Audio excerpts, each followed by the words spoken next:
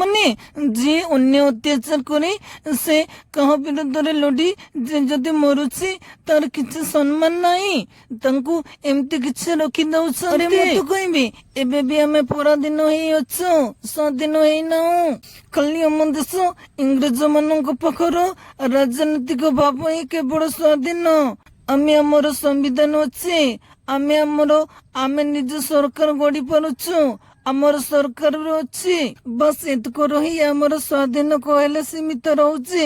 ମୁଁ ଆପଣ ମାନଙ୍କୁ ରିକ୍ୱେଷ୍ଟ କରୁଛି, ଆଉ ଆପଣ ମାନେ ବି ଭାବିକି ଥରେ ଦେଖନ୍ତୁ। ଆପଣ ମାନେ ଟିଭି ମିଡିଆରେ ତ ସବୁବେଳେ ଦେଖୁଛନ୍ତି, ଆଉ ଆପଣ ମାନେ ଜାଣିପାରୁଛନ୍ତି ଏବେ ଆମର ଓଡିଶା ହଉ ଭାରତରେ ହଉ ଆମର ଶାସନ ବ୍ୟବସ୍ଥା ଯେମିତି ଚାଲିଛି, ଯେମିତି ଆଗରୁ ଇଂରେଜ ଶାସନ ବେଳେ ବି ସେମିତି ବୋଧେ ହେଇନଥିବ ଯେମିତି ଆମର ଏବେ ସରକାର ଶାସନ ଚାଲିଛି।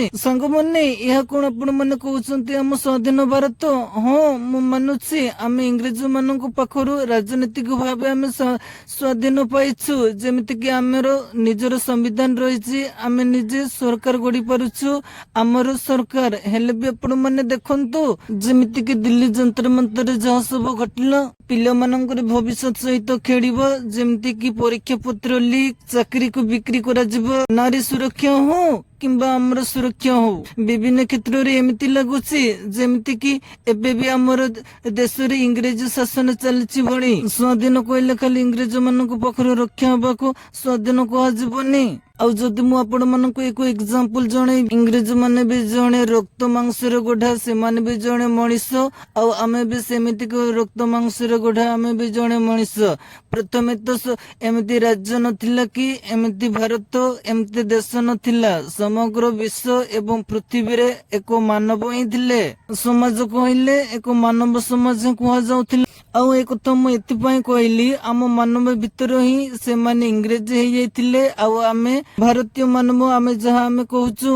ତ ସେଇ ବିଶ୍ୱର ମାନବ ଭିତରେ ଯେମିତି ଆମର ଶାସନ ଚାଲିଥିଲା, ଏବେ ବି ଆମ ଭାରତର ମାନବ ଭିତରେ ସେମିତି ଶାସନ ଚାଲିଛି। ସେତେବେଳେ ଆମ ମାନବ ପୃଥିବୀ ପାଇ ଯାଇଥିଲେ, ଏବେ ଆମ ମାନବ ଏକ ଭାରତ ପାଇଛନ୍ତି, ଯୋଉ ଭାରତର ମାନବ ହଉଛୁ ଆମେ। ସେତେବେଳେ ଆମେ ବିଶ୍ୱରେ ଥାଇ ଆମ ମାନବ ଭିତରେ ଇଂରେଜ ମାନଙ୍କ ପାଖରୁ ଆମ ମାନେ ଶୋଷଣ ହଉଥିଲୁ। ଏବେ ବି ଠିକ ସେମିତି ଚାଲିଛି ଆମ ଭାରତରେ, ଆମ ଭାରତ ଭିତରେ ମାନବ ଭିତରେ ଏମିତି ସବୁ ହେଇଯାଇଛି, ଯେମିତି କି ପୂର୍ବରୁ ଇଂରେଜ ଶାସନଠୁ କିଛି କମ ପଡୁନି ଏବେ ଆମ ସରକାର ଶାସନରେ।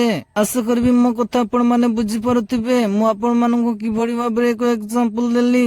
ମାନେ ଏବେ ଆମ ଭାରତରେ ଲକ୍ଷାଧିକ କୋଟି କୋଟି ଇଂରେଜ ପଶି ଯାଇଛନ୍ତି, ଆଉ ସେମାନେ ଆମର, ତାଙ୍କୁ ଆମେ ଭାରତୀୟ ଇଂରେଜୀ ଆମେ ମାନେ ତାଙ୍କୁ କହିପାରିବୁ, ଯାହାଙ୍କ ପାଖରେ ଆମେ ମାନେ ଶୋଷଣ ହଉଛୁ। ସାଙ୍ଗମାନେ ଯିଏ ଯଦି ଏମିତି ଅନ୍ୟ ଅତ୍ୟାଚାରରେ ଲଢି ସେ ମରିଯାଉଛି, ତାର କୌଣସି କିଛି ସମ୍ମାନ ରହୁନି।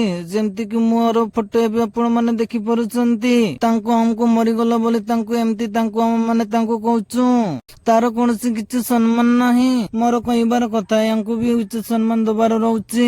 ଆମ ଜୱାନ ମାନେ ବର୍ଡରରେ ସିନା ରହୁଛନ୍ତି, ଇଂରେଜ ମାନଙ୍କୁ ବାହାରେ ବିଦେଶୀ ମାନଙ୍କୁ ଆମ ଦେଶକୁ ପ୍ରବେଶ କରିବାକୁ ଦଉନାହାନ୍ତି, କିନ୍ତୁ ଆମ ଦେଶରେ ଏତେ ମାତ୍ରାରେ ବିଦେଶୀ ହେଇଯାଉଛନ୍ତି। ଆମ ଲୋକ ଏତେ ମାତ୍ରାରେ ଇଂରେଜୀ ହେଇଯାଉଛନ୍ତି, ଯେମିତି କି ପୂର୍ବ ଇଂରେଜ ଶାସନଠୁ କମ ନୁହଁ। ସାଙ୍ଗମାନେ ଏଠି ଯଦି ନଟିଆ କାହାର ଇଜ୍ଜତ ବଞ୍ଚେଇବାକୁ ଯାଏ, କାହାର ଅନ୍ୟ ଅତ୍ୟାଚାର ବଞ୍ଚେଇବାକୁ ଯାଏ, ସେ ଯଦି ଲଢି ଆଜି ସେ ମରୁଛି, ତାଙ୍କୁ ବି ଆମେ ଉଚିତ ସମ୍ମାନ ଦବାର ରହୁଛି। ଆଉ ଏମିତି ଯଦି ଆମ ଓଡିଶା ଭାରତ ଏମିତି ଚାଲି ରହିବ, ଆପଣ ମାନେ ଦେଖିବେ, ଆଉ ଦେଖୁଛନ୍ତି ତ ଯେମିତି ଦିଲ୍ଲୀ ଯନ୍ତ୍ର ମନ୍ତ୍ରରେ ହେଲା, ଆଉ ଆପଣ ମାନେ 2050 ବେଳକୁ ଦେଖିବେ ଠିକ ଇଂରେଜ ଶାସନ ବେଳେ ଯେମିତି ହେଇଥିଲା ଠିକ ସେମିତି ହବ। ଆଉ ଏଠି ଧନୀ ଲୋକମାନେ ଇଂରେଜୀ ହେଇଯିବେ, ଆଉ ମଧ୍ୟମ ଏବଂ ଗରିବ ଲୋକମାନେ ସେମାନେ ଆଗରୁ ଭାରତ ଭଳି ସେମାନେ ସଦାବେଳେ ଶୋଷଣ ହଉଥିବେ। ଆପଣ ମାନେ କଣ ଚାହୁଁଛନ୍ତି 2050 ବେଳକୁ ଆପଣ ଏଇ ଦିନ ଦେଖିବା ପାଇଁ? ଏବେଠୁ ତ ଆମର ଆରମ୍ଭ ହେଇଗଲାଣି, ଯେମିତିକି ଆପଣ ମାନେ ଟିଭି ମିଡିଆରେ ଦେଖିବାକୁ ପାଉନାହାନ୍ତି କି କିଏ ଅନ୍ୟାୟ, କିଏ ଅତ୍ୟାଚାର, କିଏ ନ୍ୟାୟ ପାଉନି ତ କିଏ ନ୍ୟାୟ ପାଇଁ ଲଢୁଛି, କାହାକୁ କଥାରେ କଥାରେ ମାରି ଦଉଛି, ହଣା କଟା ରେପ ମର୍ଡର କେତେ ସବୁ ଚାଲୁଛି। ଆଉ ଏ ସବୁ ଦେଖି ଆପଣ ମାନେ କେମିତି କହିପାରୁଛନ୍ତି ଆମେ ସ୍ୱାଧୀନ ଭାରତରେ ଅଛୁ ବୋଲି? ସାଙ୍ଗମାନେ ଏମିତି ସବୁ ଘଟଣାବଳୀ କୁ ଖାଲି ମୁଁ ସରକାରଙ୍କୁ ମୁଁ ଦୋଷ ଦଉନି। ସରକାର ସହିତ ଆମର ପ୍ରତିନିଧି ହଉ କିମ୍ବା ଆମର ପ୍ରଶାସନ, ଆମ ସାଧାରଣ ନାଗରିକ ଏସବୁର ବିଶୃଙ୍ଖଳା ପାଇଁ ଆମେ ସମସ୍ତଙ୍କୁ ଦାୟୀ କରୁଛୁ।